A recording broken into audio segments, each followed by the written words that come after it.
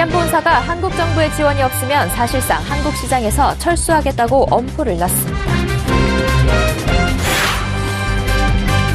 보험사들이 정부에 떠밀려 유병력자 실손보험을 준비하고 있지만 손해율이 높을 것이라며 볼멘 소리를 하고 있습니다. 지난해 말부터 시작된 국내 은행들의 예적금 금리 인상 기조가 최근까지 계속되고 있습니다. 수급 불균형이 계속된 서울 강남권의 올해 아파트 입주 물량과 일반 분양 물량이 작년보다 늘어날 것으로 조사됐습니다.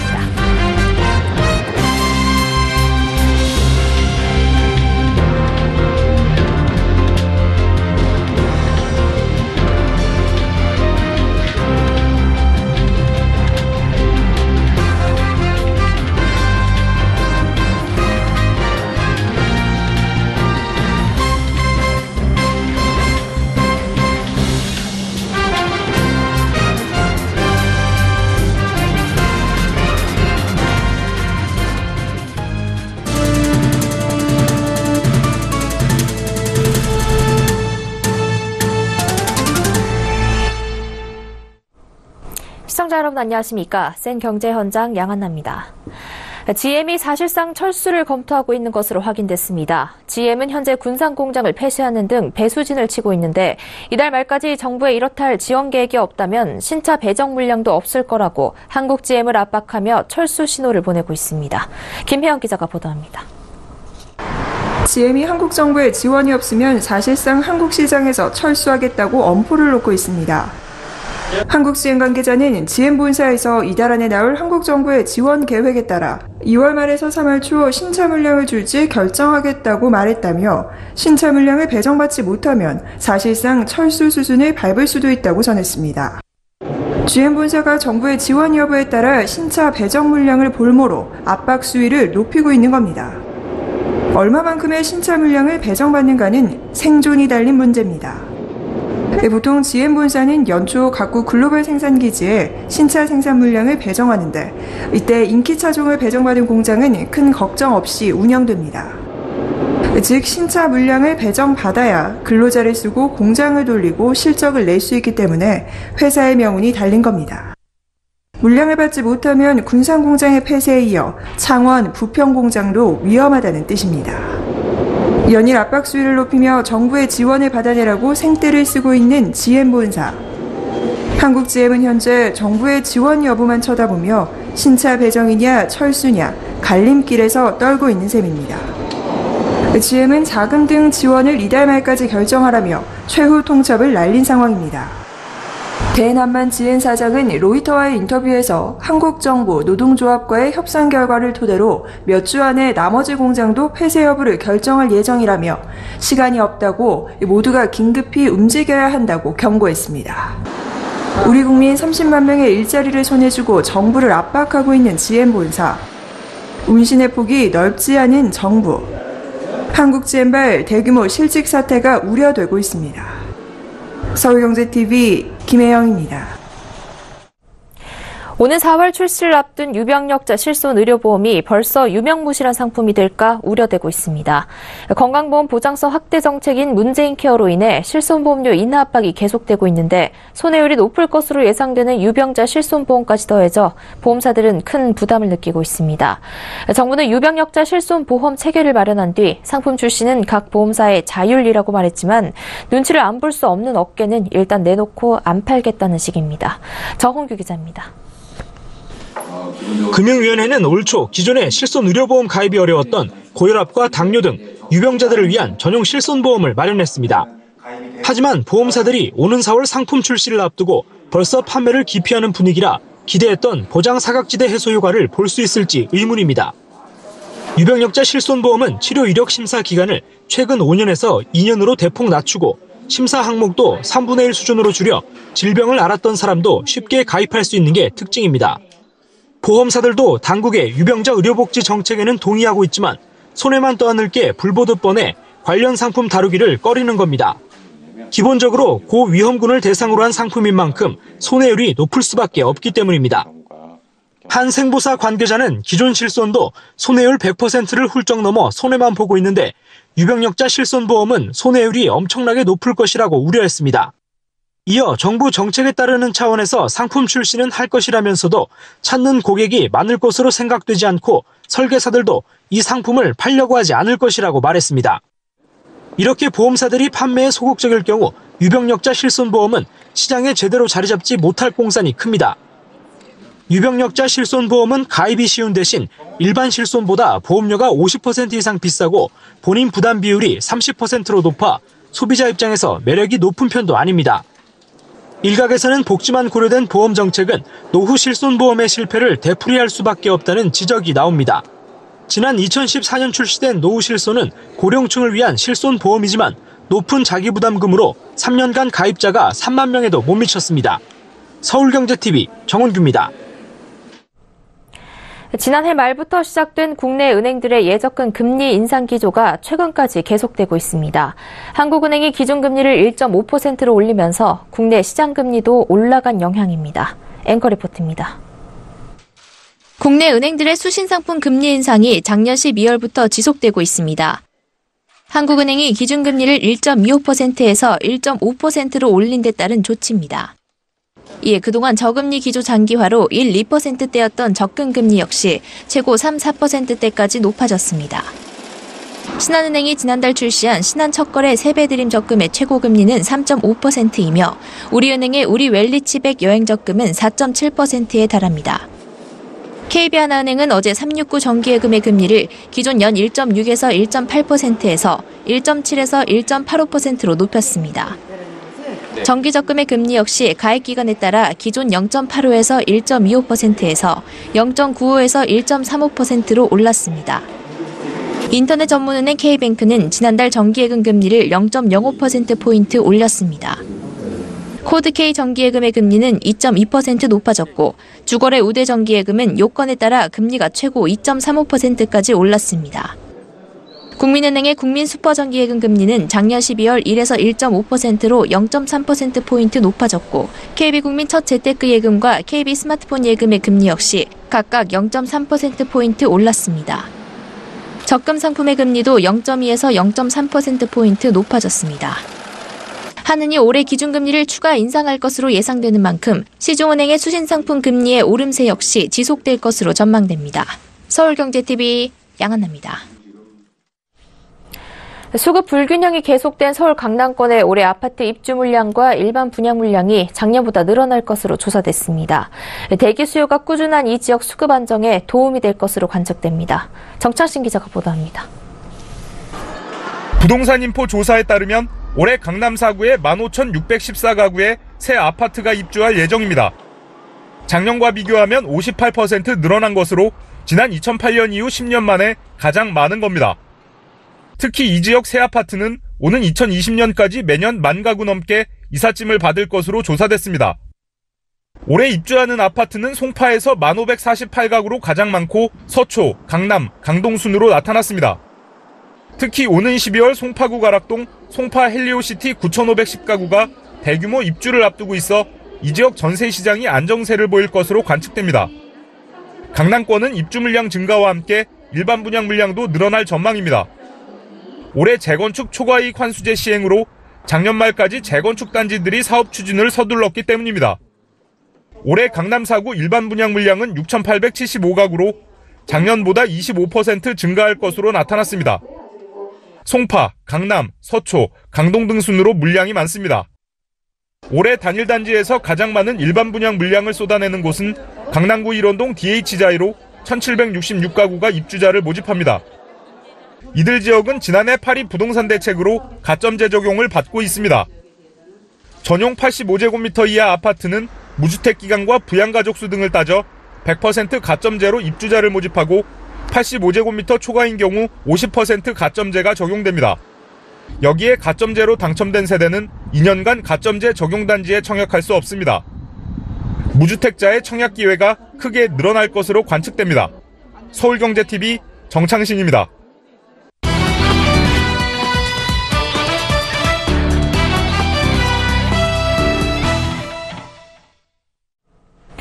올 들어 최저임금이 크게 인상되면서 해고 대란 등 후폭풍이 불 것이라는 우려가 많았습니다. 실제 최저임금 인상 여파를 가늠할 수 있는 지표가 오늘 발표됐는데요. 정부가 오늘 1월 고용 동향을 발표했습니다. 이보경 기자와 자세한 내용 알아보겠습니다. 이 기자, 고용 지표가 발표됐는데 생각보다 나쁘지 않다고요? 네, 그렇습니다. 우려했던 것과 다르게 고용 지표가 호전되는 모습을 보였습니다. 지난달 취업자 수는 2,621만 3천 명으로 지난해 1월에 비해 33만 4천 명 증가했습니다. 취업자 수 증가폭은 지난해 9월 31만 4천 명을 기록한 뒤 3개월 연속 25만 명에서 27만 명대를 기록했는데요. 이 4달 만에 다시 30만 명대를 회복한 겁니다. 또 최저임금 인상의 영향을 가장 크게 받을 것이라고 예상됐던 업종이 이 숙박업과 음식점업인데요. 이 숙박, 음식점업의 취업자 수는 1년 전보다 3만 1,000명이 줄어서 2달 연속 취업자 감소세를 이어갔습니다. 하지만 이 취업자 감소폭이 전달보다 18,000명이 줄면서 최저임금 후폭풍 우려는 기우에 그쳤습니다. 네, 그렇다면 이 고용 지표가 개선된 배경은 어디에 있을까요? 네.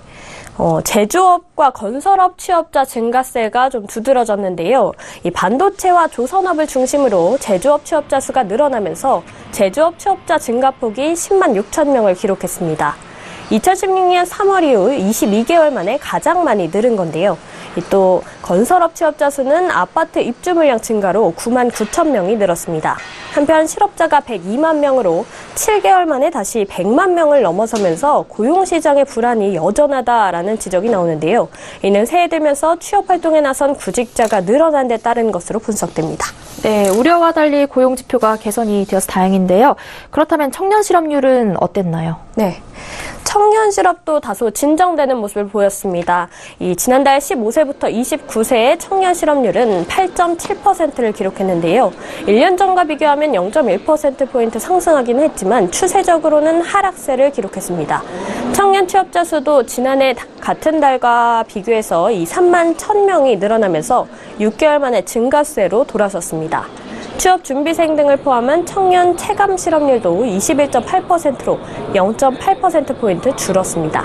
정부는 제조업 취업이 늘면서 20대 후반에 취업 준비생이 줄어서 이 체감 청년 실업률이 개선됐다라고 설명했습니다.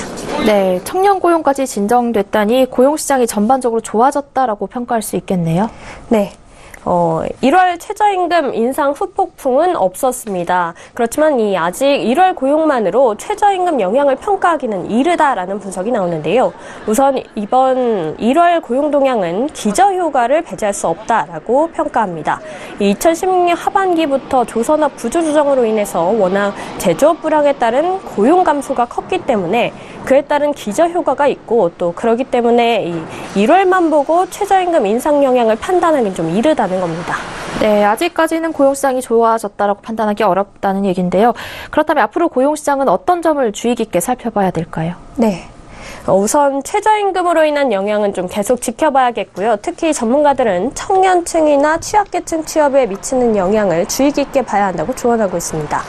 또 어제 한국 GM 군산공장 폐업 소식이 있었는데요. 이 군산공장이 폐쇄되면 제조업 일자리 10,000개가 사라집니다. 이 군산공장 일자리 감소는 4월에 발표될 3월 고용 동향에 반영될 예정입니다. 또 이런 구조조정 이슈가 앞으로 자주 나오지 않을까라는 관측도 나오는데요. 이 반도체나 석유화학 등 일부 업종이 우리 경제를 떠받들고 있으면서 이 지표가 좋게 나오고는 있지만 나머지 업종에서 경쟁력이 좀 떨어진 데다 또 비용까지 오르면서 수익성 악화가 예상된다는 겁니다. 들어보시죠.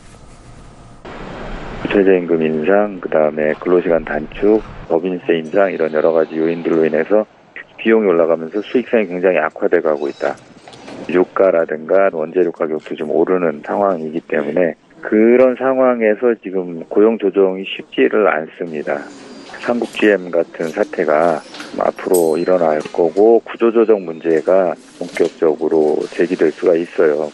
고용에 상당히 부정적인 영향을 미치지 않겠네 이렇게 보고 있습니다. 네, 1월 고용 동향과 관련해 이보경 기자와 이야기 나눠봤습니다. 고맙습니다.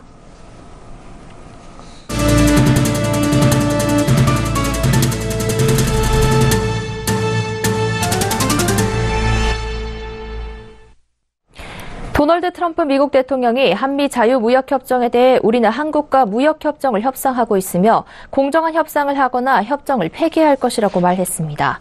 트럼프 대통령은 이날 여야 상하원 의원들을 백악관으로 초청해 미국 노동자를 위한 공정무역을 주제로 한 간담회에서 한국과의 협정은 재앙이었다는 기존 입장을 반복하며 이같이 말했습니다.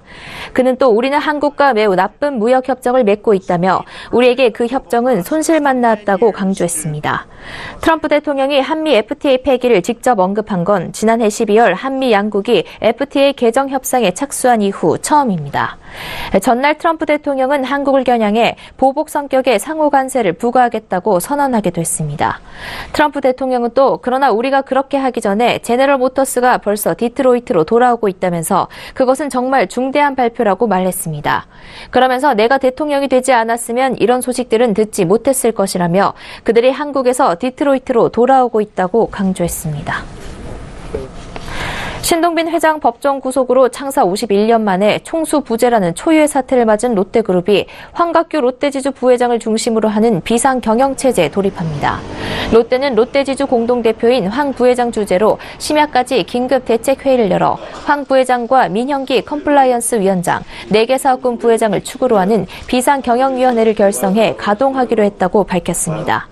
4개 비유 부회장은 이원준 유통비유장, 이재혁 식품비유장, 허수영 화학비유장, 송영덕 호텔앤서비스 비유장입니다. 정리되는가 싶던 롯데가 경영권 문제도 새로운 국면을 맞았습니다. 신동주 전 일본 롯데홀딩스 부회장은 신동빈 롯데 회장의 일본 롯데 대표의 사임을 요구하고 나섰습니다. 더 나아가 신 회장의 일본 롯데에 대한 경영권이 흔들릴 수 있다는 관측도 나옵니다. 경영진의 도덕성 문제에 엄격한 일본에선 경영진이 실형을 받으면 책임을 지고 사임하는 수순을 밟기 때문에 일본 롯데홀딩스가 신 회장의 대표 이사진 해임을 결의할 가능성이 제기됩니다. 국내 시가총액 상위 100대 기업들의 지난해 영업이익이 평균 46%나 증가했습니다. 기업 경영성과 평가 사이트 CEO스코어에 따르면 지난 9일 종가 기준 시총 상위 100대 기업 가운데 지난해 잠정 실적을 발표한 81개 기업 실적을 취합한 결과 매출 1,525조 2,456억 원, 영업이익 155조 566억 원, 순이익 121조 6,861억 원으로 각각 집계됐습니다. 매출은 전년 대비 11.7% 늘어나는 데 그쳤으나 영업이익과 순이익은 각각 45.8%, 48.5%나 증가했습니다. 시총 1, 2위인 삼성전자와 SK하이닉스를 비롯한 IT, 전기전자업종의 실적 호조가 두드러진 가운데 사드 충격에 시달린 자동차와 부품업종은 가장 큰 폭의 감소세를 기록해 희비가 엇갈렸습니다. 삼성전자의 영업이익이 53조 6,045억 원으로 압도적 1위였고 SK하이닉스가 전년보다 무려 318.7% 증가한 13조 7,213억 원으로 뒤를 이었습니다. 두 업체의 영업이익 합계는 전체 집계 대상 기업의 43.4%에 달했습니다. 지난해 영업적자를 기록한 곳은 삼성중공업과 티슈진 등 두 곳에 그쳤습니다. 신영증권이 작년 한 해 퇴직연금 전 유형에서 가장 우수한 성과를 거뒀습니다. 펀드평가사 FN가이드에 따르면 작년 말 기준 퇴직연금 수익률을 분석한 결과 신영증권은 확정급여형에서 2.99%, 확정기여형 6.12%, 개인퇴직계좌 6%의 수익률을 각각 기록했습니다. 이는 각 유형에서 가장 좋은 성과입니다.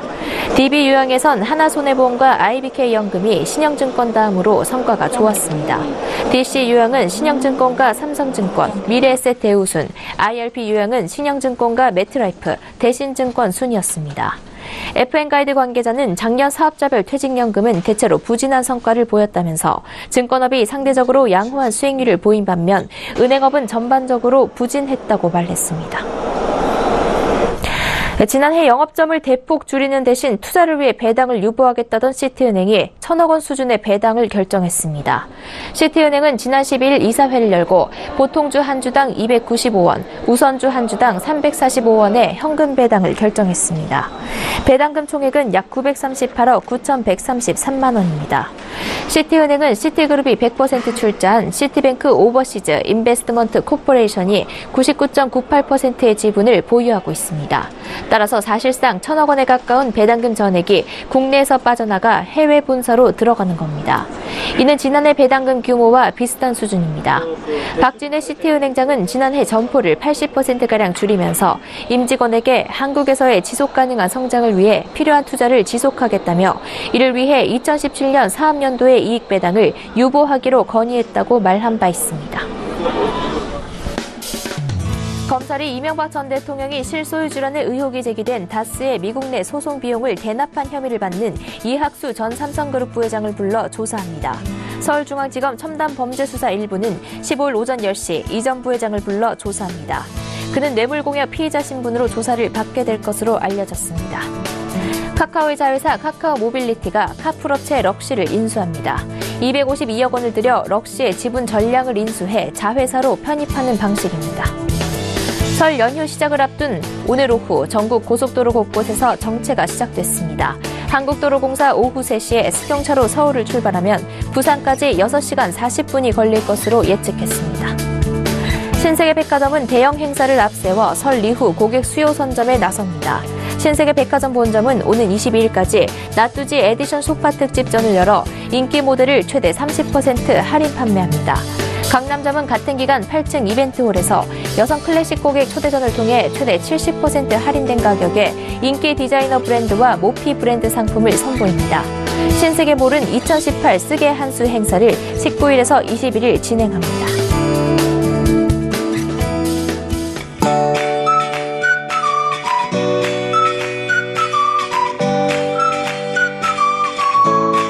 안녕하세요. K웨더 라이프스타일 예보 최씨입니다. 날은 포근해졌지만 미세먼지 농도가 높아졌습니다. 국외에서 대기 오염물질이 유입되면서 서울의 미세먼지 농도 100마이크로그램에 달하고 있는데요.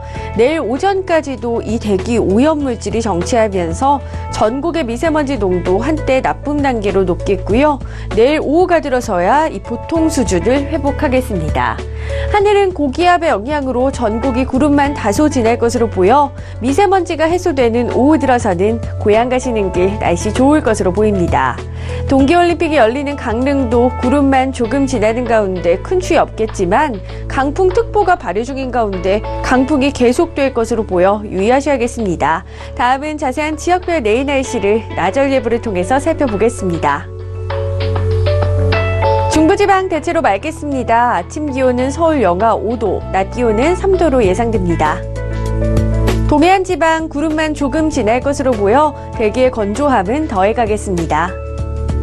제주도는 새벽에서 아침 사이 비가 오겠습니다. 한낮에 광주 6도, 부산은 9도가 예상됩니다.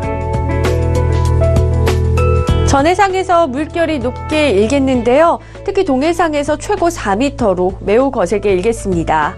설날에도 미세먼지 농도 한때 나쁨 단계가 예보되어 있어 앞으로 발표되는 기상정보를 참고하셔야겠습니다. 하늘은 설 연휴 동안 대부분 지방이 구름만 다소 지날 전망이고요. 기온도 예년과 큰 차이 없이 심한 추위도 없겠습니다. 날씨였습니다. 센 경제 현장 여기까지입니다. 시청해주신 여러분 고맙습니다.